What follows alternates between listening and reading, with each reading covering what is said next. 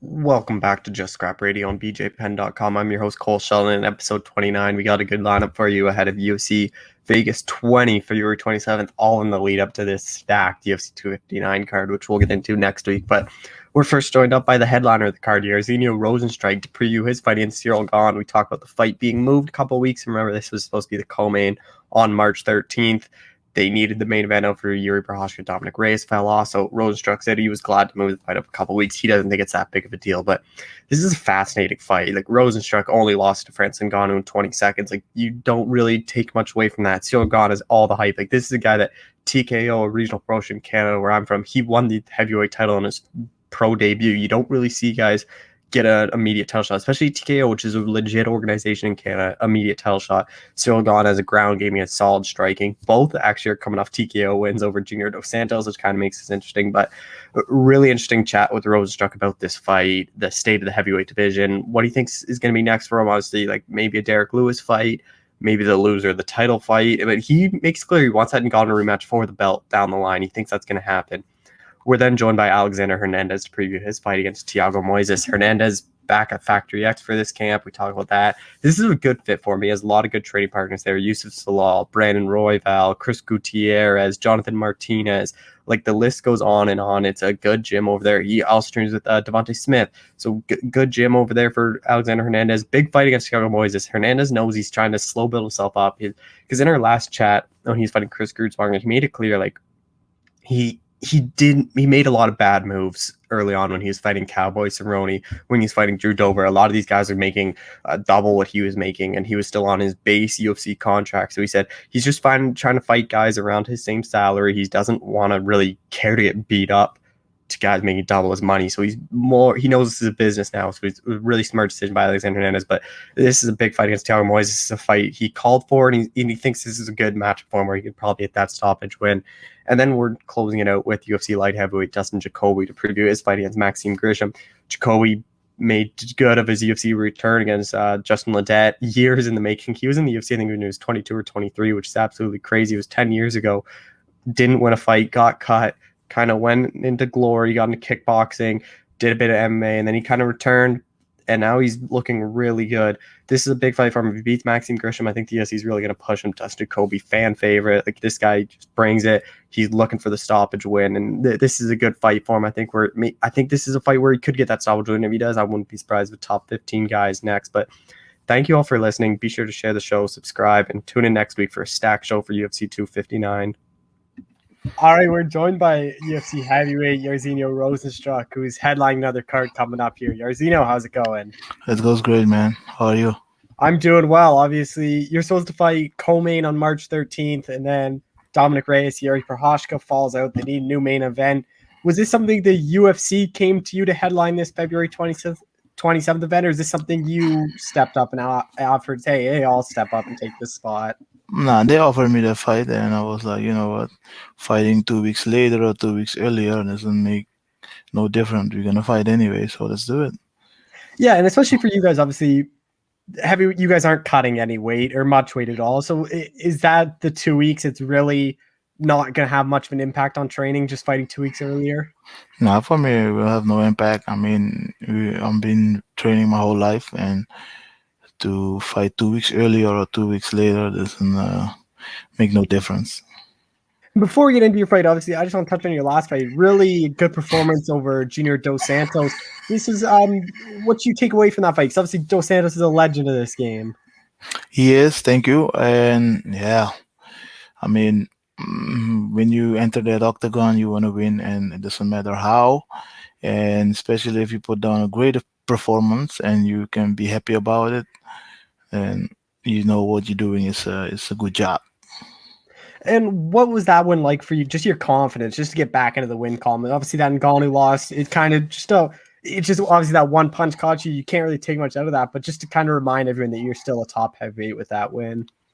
Nah, for me, it's really important. After that loss, I went back to the gym, and I've been training since then.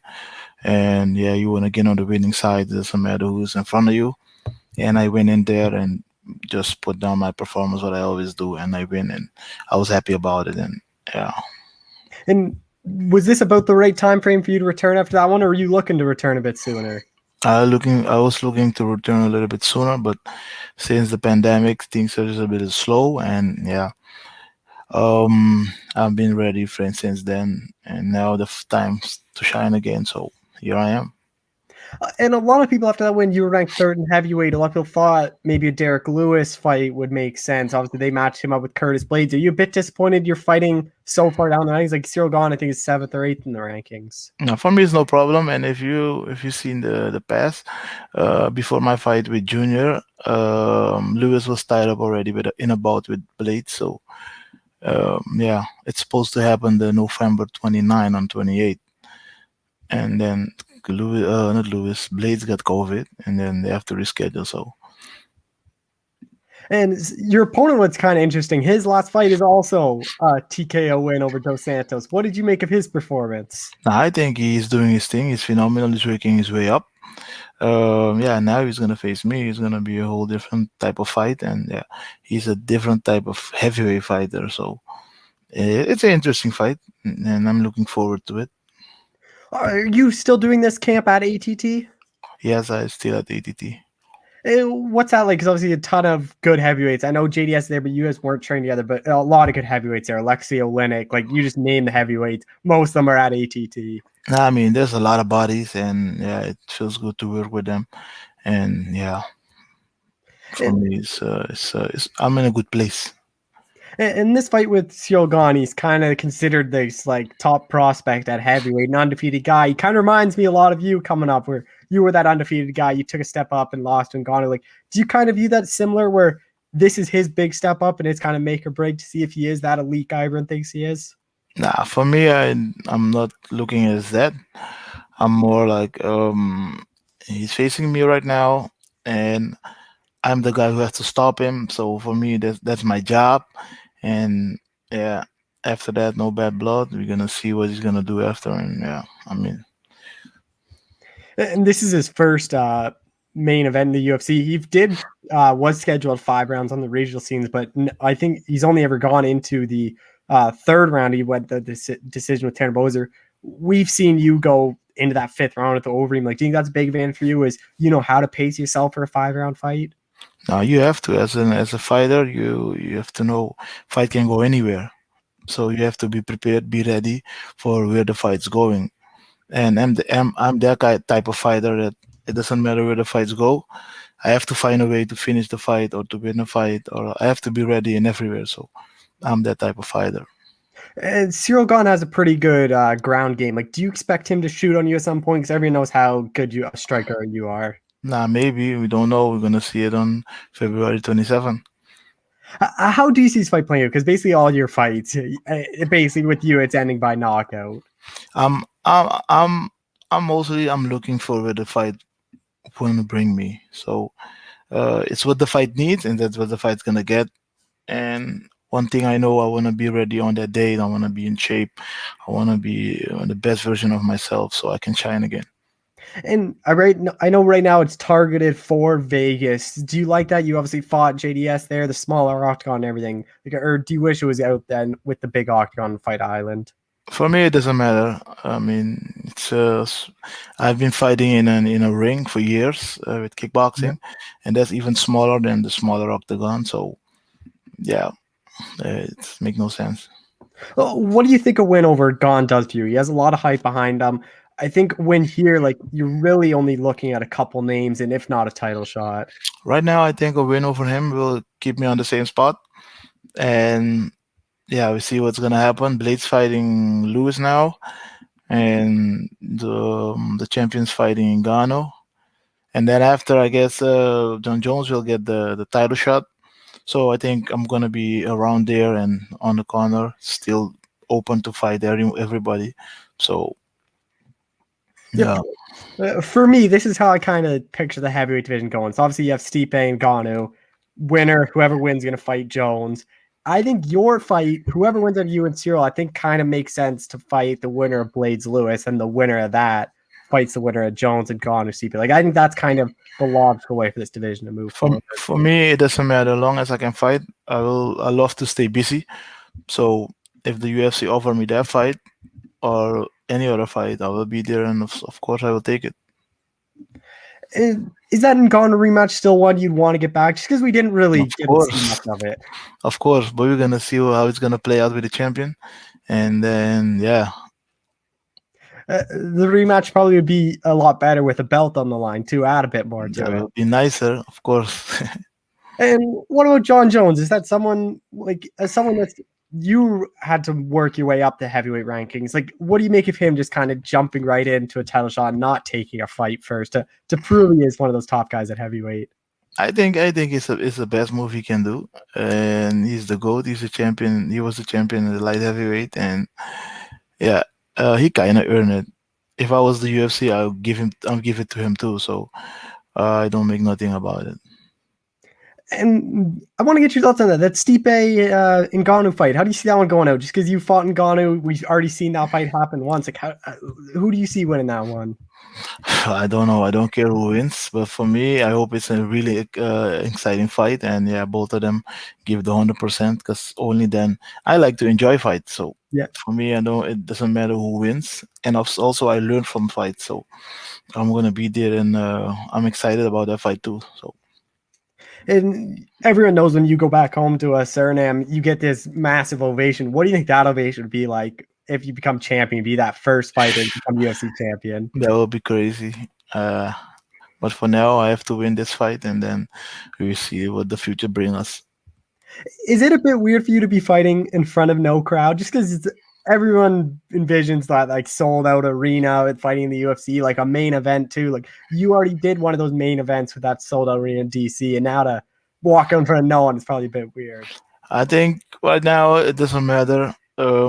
It is what it is, and everybody's dealing with the pandemic. So I'm not focusing too much on the arena, people in the arena or not. I'll just go in there and yeah, do my thing and get out. Just a few more things. Everything goes your way. February 27th. Like, how quickly do you want to turn this thing around? Because you're a guy that likes to remain active. I mean, I win this fight, I can be around like May, June. Yeah. Has it been frustrating for you just with Stipe in the heavyweight division? It's only had one title fight, so that just kind of keeps the top of the division It was stagnant. Not many people are fighting. it was a little bit frustrating, but you know how it is. Every fighter is different. You don't know what he has going on, that why he's takes so long to fight again. So I mean, he do what he does, and I hope that yeah, everything goes well with them. And just last thing, like starting off the new year, what's like the ideal 2021 for you? I think 2021, I face the champion. Yeah, All right, well, Jairzinho, thank you so much for the time, man. I really appreciate it. of course, no problem. Till next time. All right, we're joined by UFC lightweight Alexander Hernandez, who's returning here February 27th. Alex, how's it going? Good, man. Obviously, when I last talked to you after your win over Chris Grutzmacher, you mentioned Thiago Moises as a guy you wanted, but you wanted December 19th. A bit disappointed it has to take this long to get this fight. No, it is what it is. It doesn't matter. My manager called it. He was like, it's probably going to be difficult sliding two guys who just fought a couple months ago in because, UFC is so busy and they need to get the roster filled. So no worries. February 27th is good. I'm just happy that I got in the first quarter of this year. What intrigued you so much about this matchup? Because this is one you called for. And I remember when we last talked, something you said was you didn't really care to fight those ranked guys until you're making that money, which is something you realize after when you made the switch. So, like, is that just kind of the next part of this is fighting guys who are making around the same money as you are? Yeah, well, I wanted to climb the ladder the right way. And, after getting smoked, I realized, getting smoked for peanuts, just doesn't pay the cost, and so I wanted to build myself up the right way, and also, man, I was way too callow and inexperienced before, and I wasn't prepared for those guys as much as I thought I was, and so I needed to get some new perspectives, new general, and just kind of heighten my MMA IQ before re-entering that top 15 ranking, and that's what I feel like I'm doing. I'm doing it the right way. And Thiago Moises, like, what have you taken away from his past two fights? Because obviously that Bobby Green fight, it was really close. Some people thought Bobby won. The fight before, like, he got picked apart in the first round by Michael Johnson, then goes out and ankle locks him in 20 seconds. Yeah, I thought that was a bitch ass ankle lock too. I mean, I don't shoot ankle locks, and that looks like some shit I would shoot. And so I wasn't terribly impressed with either one, but he's come off of great wins, and we've just been side by side on a number of cards, even in LFA coming up together. And so I just remember thinking in the back before this last fight he was there, and I was just thinking I would eat this dude up. Too bad Bobby's probably going to beat him up. And then he beat Bobby, and it's like, well, man, you just stacked 2 solid name wins. Now we're kind of playing in the same tier. It's a good fight. And I wasn't just shooting for him. Really, I was super open to anybody. And I was getting called out by everyone. I was like, man, I'll take any of these fights. And I wasn't getting any offers. It was like silent for a month. And I'm kind of asking House, like, dude, what's the deal? I'm getting called out. And then all these guys that are calling me out are getting other contracts. Why aren't we getting any offers? And then, they just have a plan, I guess. And then finally, something real came across the board and it stuck. And yeah, lo and behold, it's Moises. And I'm like, all right, let's do that. So is it a bit weird for you where you're now on the receiving end where everyone kind of wants to fight you and are calling you out, where before it was you were calling everyone else out? Man, I don't think there's ever a time I wasn't getting called out, bro. I've been getting blasted. I've been been blasted since day one. So I don't think anything's changed. This is all, it's all the same shit. Why do you think so many people are calling you out? Because you're a tough matchup for anyone. Like, your striking's really good, your grappling's really good. Like, it's not one of those fights where it's like, oh, this is an easy fight for me. Yeah, I came in again, inexperienced and a bit underdeveloped just based on my record, and then I'm in the top 15, and you got these guys that are like, man, I've got 10 plus fights in the UFC. Who the fuck's this kid? Yeah, I'll take him on. And, no foul there. I totally get that. That makes sense. And truthfully, man, like, from the outside view, I might have been doing pretty well, but I haven't been proud of like any of my performances up until this last one. The Dariush one, yeah, sure, that was great. But like, just to have a composed mind and execution, I guess I did. I did execute the Dariush fight just the way I wanted. But this fight, I felt like I was kind of just stumbling through the last 2 years, and I was like sort of just makeshifting these performances. We pick up some new skills in between camp, and I'd be like, all right, let me go try this shit out. And every fight I look so different than the last. And finally now I feel like I'm starting to articulate my game and see things different and string it together. And so I'm not mad at people seeing the holes, like other professionals seeing the holes and thinking like, man, I might be able to exploit that. I can exploit this. And I totally get it, because fuck, I'm watching me and I'm like, man, I didn't like that. I didn't like that performance. If I was somebody else, I'd call me out too. So finally now I'm starting to, like I said, just starting to put into action everything that I knew that I was capable of. Obviously, that Dariush win was a great win, but do you kind of wish that never happened, just because you had such high expectations once it happened? You got like catapulted right into that top 10 after that win. No, I mean, I definitely wouldn't take that back, because I was sick, and that was definitely like the highest of highs, like breaking into the UFC on like week's notice and then popping off like that. That was definitely the hardest I've ever celebrated in my life. So that was a cool time. I just wish I wish somebody was like, okay, kid, now let's slow it down. Let's just let's articulate our game, and let's kind of like identify who we are, what we are. And that's sort of like what I started doing here at Factory X, because just back home, we were ride or die together, and all my coaches put in all the time with me, but we just didn't have the experience. So could I say like, yeah, well, I wish somebody with some UFC coaching experience was like, hey, great job. Now let's like get our IQ up. Let's like work on our blend, because you've got all the skills. Wrestle, I can wrestle, I can do jiu-jitsu, I can kickbox, box, but I wasn't blending shit. It was like kind of one or the other, or one discipline or another rather. And that's something that changed with Mark Montoya. But to say that I would do things different is kind of hard. I like my journey, and like that saying goes, dude, like the hard work and the hard road builds character, the easy road builds ego. You saw that in the beginning. I was flying through everything, big ego, got my licks in, and I've had to come back. And fuck, man, that's something that you can actually share with people. You can teach your kids, the adversity and coming back. And that I'm more proud of that than anything else, any big win. How different do you think your career would be if you were with Mark Montoya from that first fight and after that Dariush fight, because I'm sure he wouldn't have let you got that overconfident or let you take on a lot of those fights. No, he definitely would have. He definitely would have simmered some things down for sure. But you know what? This is a conversation I've had myself a few times. There's skills and proficiencies that I have in singular disciplines that I wouldn't have developed if I were just. Factory X is a brilliant MMA gym, and with a striking focus because of Mark. But Mark sees the game, so he has a really good IQ for everything. But back home, the caliber of professors I had and just the expertise that I had in each discipline, I wouldn't have got that if I just went head into an MMA school. Does that make sense? Yeah.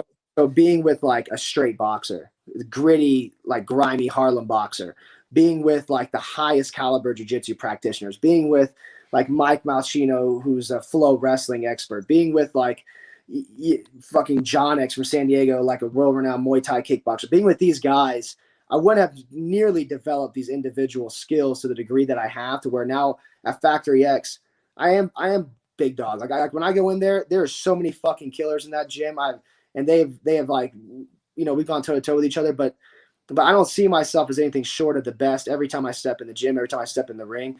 And I don't think I would have maybe a leg up on some people in these disciplines if it wasn't for my upbringing in San Antonio and traveling with those individual coaches. So maybe the timing's perfect, you know, and after building those skills to such a degree, Mark was able to grab me. And much like TJ and fill me in, I just had a brain fart on TJ and Dwayne Ludwig. Dwayne Ludwig. We're able to click, and he was able just to resuscitate everything Dwayne was putting on him because he developed to a certain degree by the time he met Dwayne, you know. And so I feel like that's kind of where I'm at. I was at a high level when I met Mark, but I couldn't put it together. I didn't understand the IQ side. I was just fighting like a fucking, you know, ape. Just I was just a dumb ape in there going ham, you know. And Mark was able to compose that for me. And put the skills that I had already learned together. He was able to sharpen them, refine them, and then blend them for me. And that's something I couldn't get back home. But the skills themselves, again, you know, developed to a degree back home.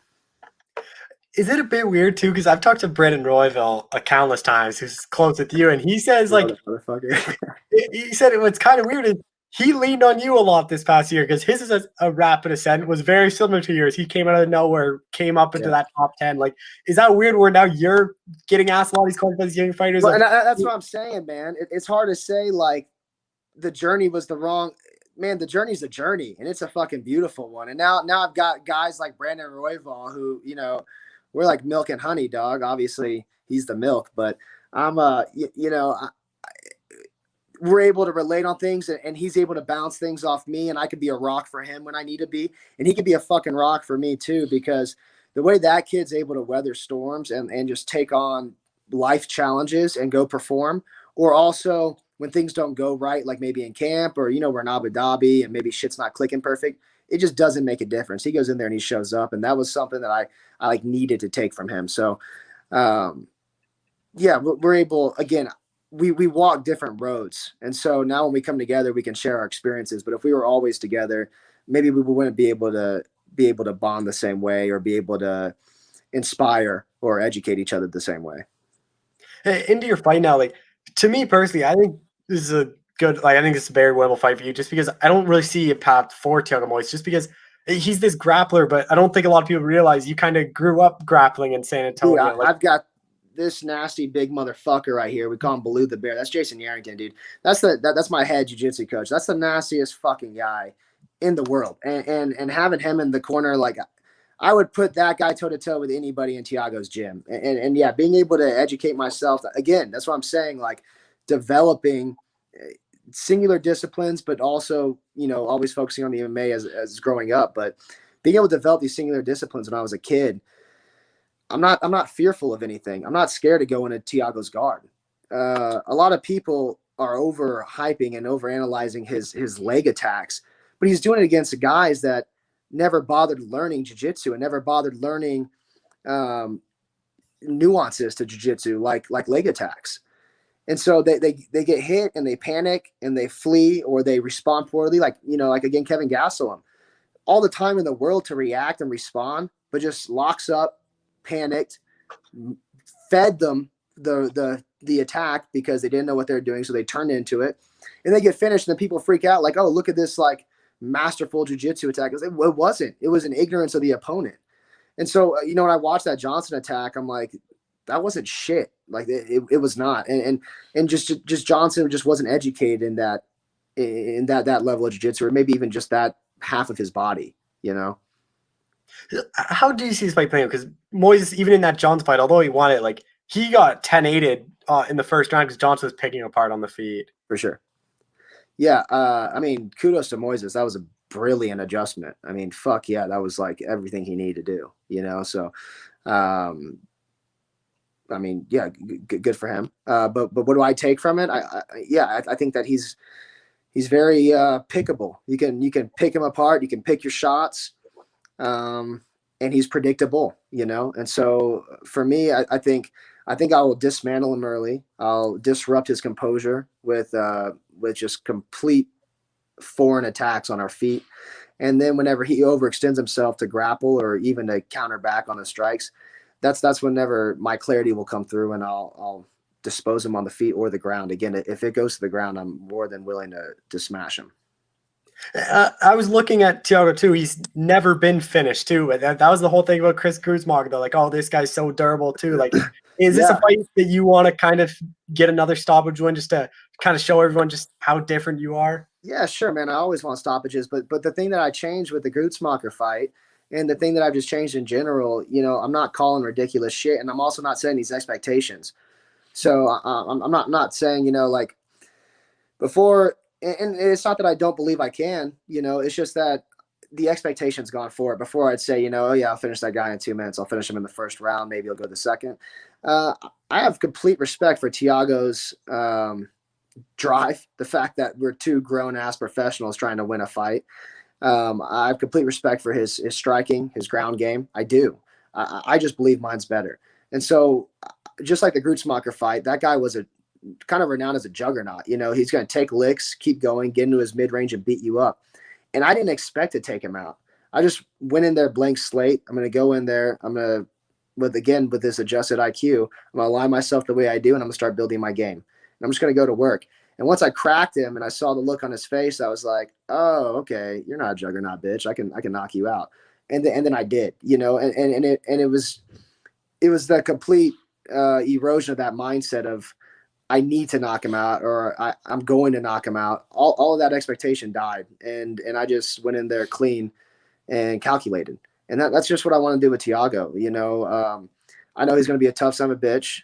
I want to take him out. I'm not planning to. I'm just going to go to work, and all the shit that I've been doing for the last years, but especially the last 7 months in Colorado, I'm just going to show that. I'm going to implement it. I'm going to impress myself. And in the process, I think I'll take him out.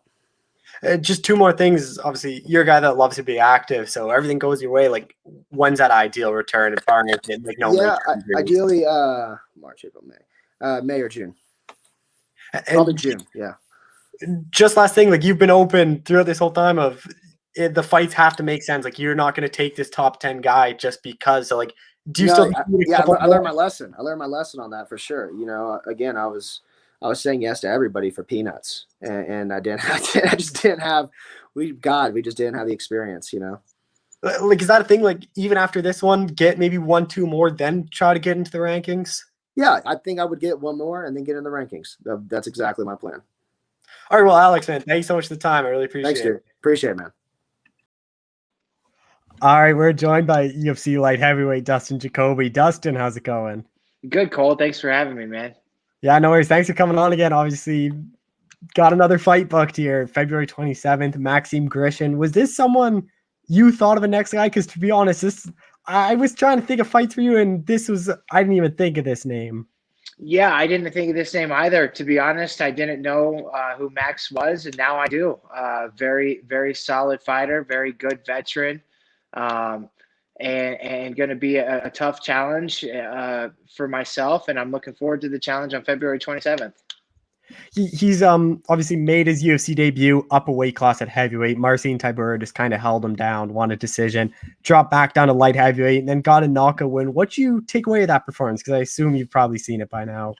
Yeah, I think that I think he's a tough, durable veteran. I think he's pretty solid with his striking, and I think it's no easy fight for anybody. I mean, I'm preparing from the best max there is, and I think that he's going to be a tough challenge. I think that he's coming down from heavyweight, much like my last opponent was Justin Ledet. He made his UFC debut and 3 straight wins at heavyweight. I think Ledet fought better at heavyweight because of the speed factor, and I think the same for Max. I think that my speed's going to be a factor in this fight. I certainly think that I can beat him to the punch, and that's what we plan to do. And on February 27th, that's what we're going to execute.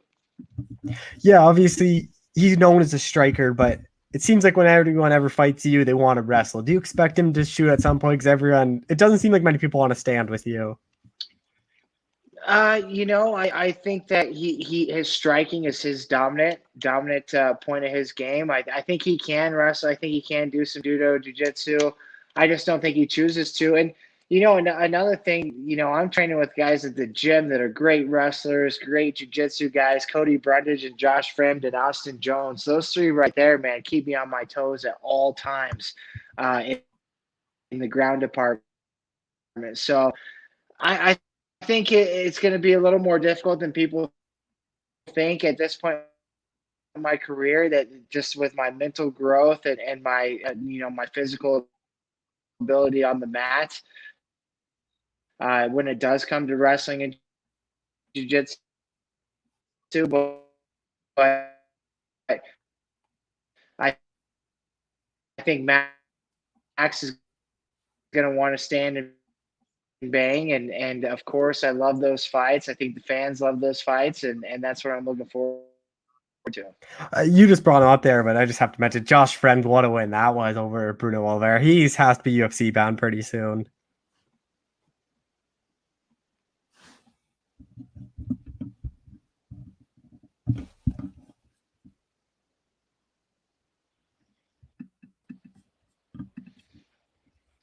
Oh, totally, man. I just talked to Josh and one of my main training partners, and we all know what Josh is capable of, and I can't wait for him to get his shot because that guy is an absolute killer.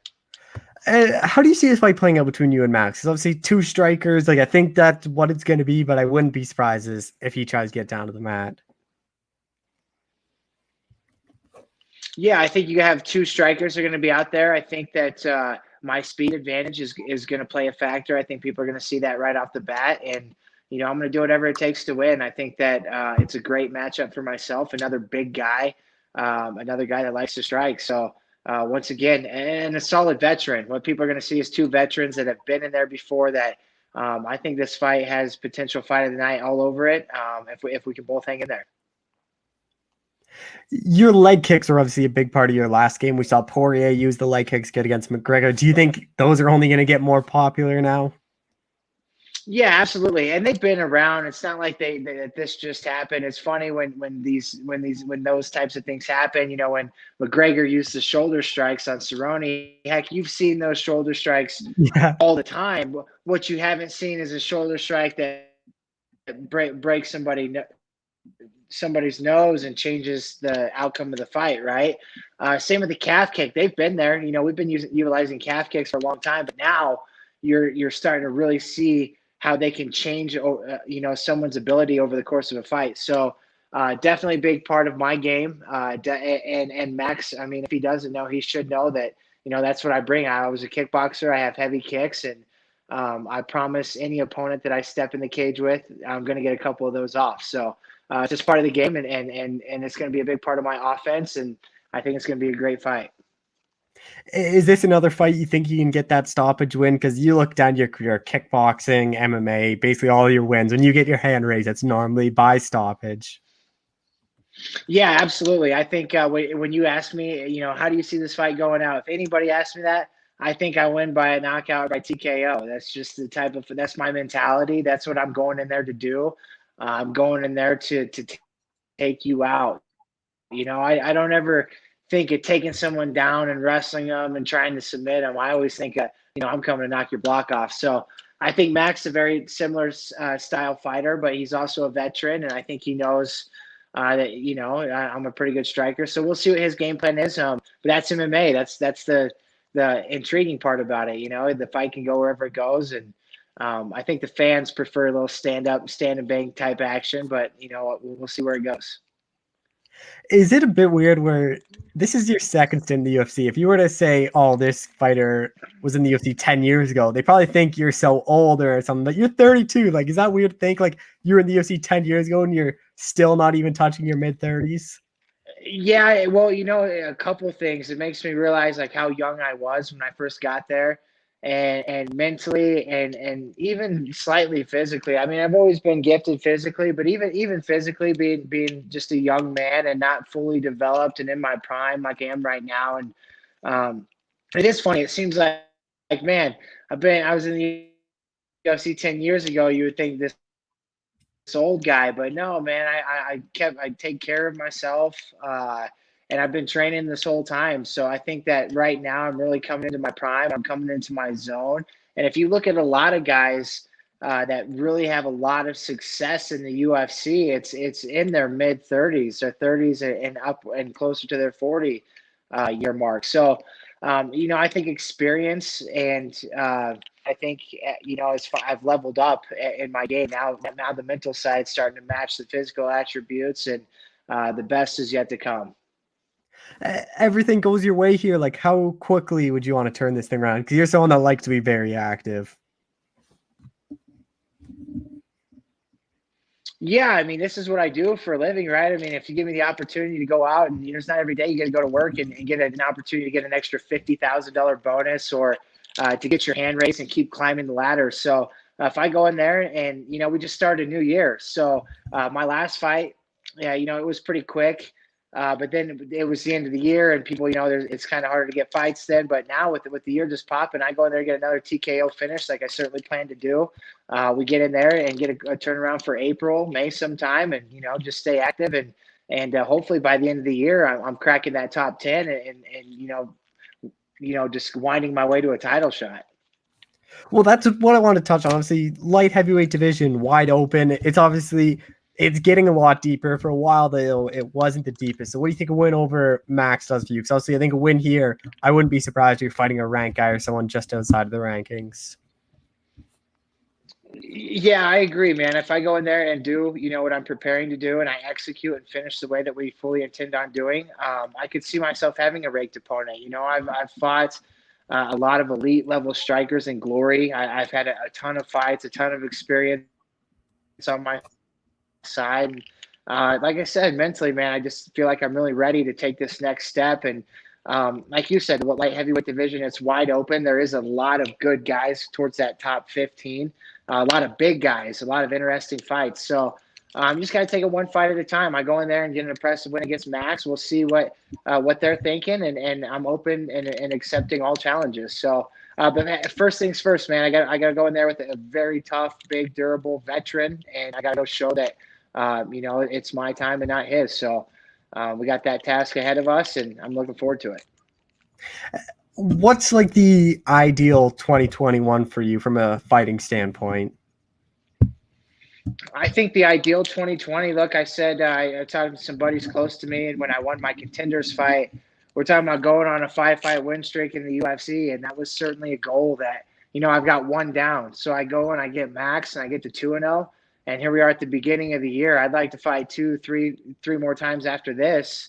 We're at the end of the year. I'm looking at my 5-fight win streak, 5-0 back in the UFC, and 5-2 overall, and again, man, timing's everything.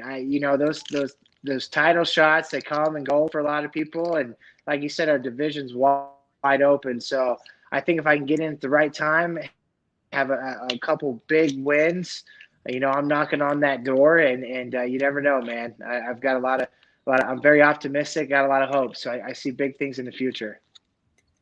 This version of Dustin Jacoby fights the 2011 version in the UFC. How quickly do you finish him? Oh man, it's night and day difference. I think I definitely finished him.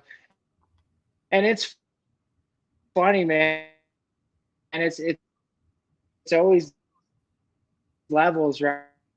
I remember being 8-7-1, 8-1 as an amateur, and I knocked everybody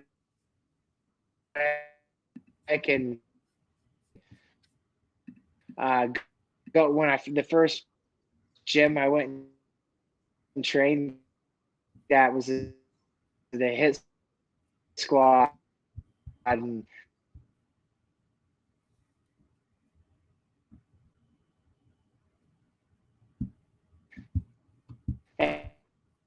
I thought, I was really good. I was 9-1 as an amateur, and I go there and I saw the levels. I'm training with the pros like Robbie Lawler and Brian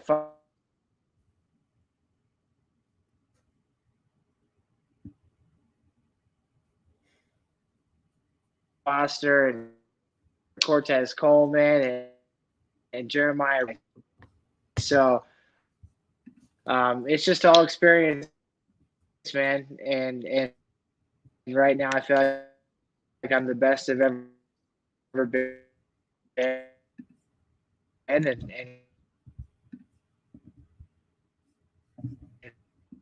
it's because of the journey that I've went. You there, buddy? Yeah, all good, all good. Thank you so much for doing this, Dustin. I appreciate it. Yeah, thanks, Cole. Yeah, have a good one.